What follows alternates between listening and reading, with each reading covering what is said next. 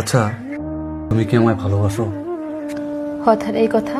কারণ হঠাৎ আমার গুড়া কিরমির ধরা দিছে। তুমি কি কৃমি ওষুধ খাও না? কেমনে খাইতাম?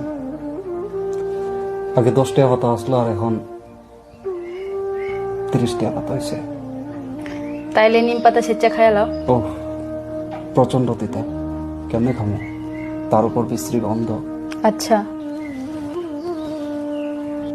তুমি কি এখানে ভালোবাসা কথা কইবার লাগি বইছো, না গুড়া কৃমির সমস্যার লাগি বইছো? তোমার সাথে তো শুধু কথাই কইতে চাই, সেটা হোক না ভালোবাসার বা গুড়া কিরমির। এরে পেরো, আর ভালোবাসার মধ্যে গুড়া কৃমির কথা ঢুকাই দিছ। আর কোন দুধ কলাম সম্পূর্ণ আপুর দুধ, আপার নিজের দুধ কলাম। হাই এই দুধটা আপু কালকে সারা রাত ধরে ধুয়াইছে, আপুর নিজের দুধ। না ভাই, গরুর দুধ আমি ধুয়াই নিয়ে আসছি। আপনি কি উল্টা পাল্টা কথা আপু লজ্জাতে বলতেছে না তার নিজের দুধ। তার চেহারায় হার মানবে স্বর্গের পরীও।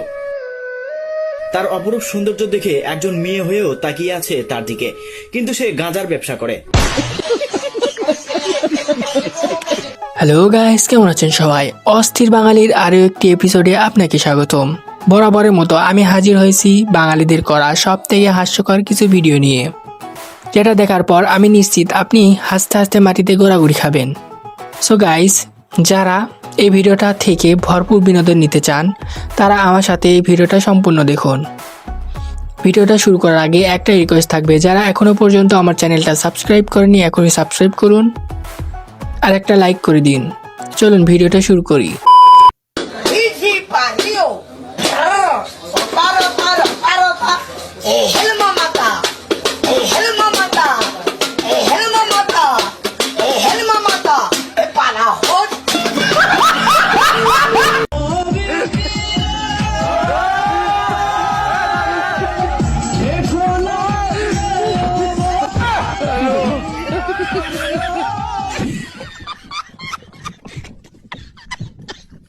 আমার খালি মানুষের মায়া দেখলি ভালো লাগে গো।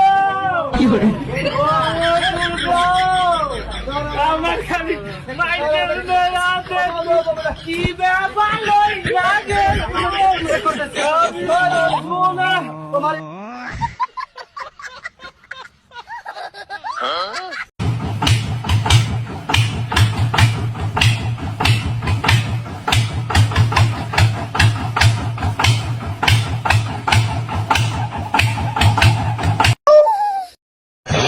আপনার যেমন দুইখানা হাঙ্গা হয়েছে, আমার এরকম দুইখানা হাঙ্গা হয়েছে।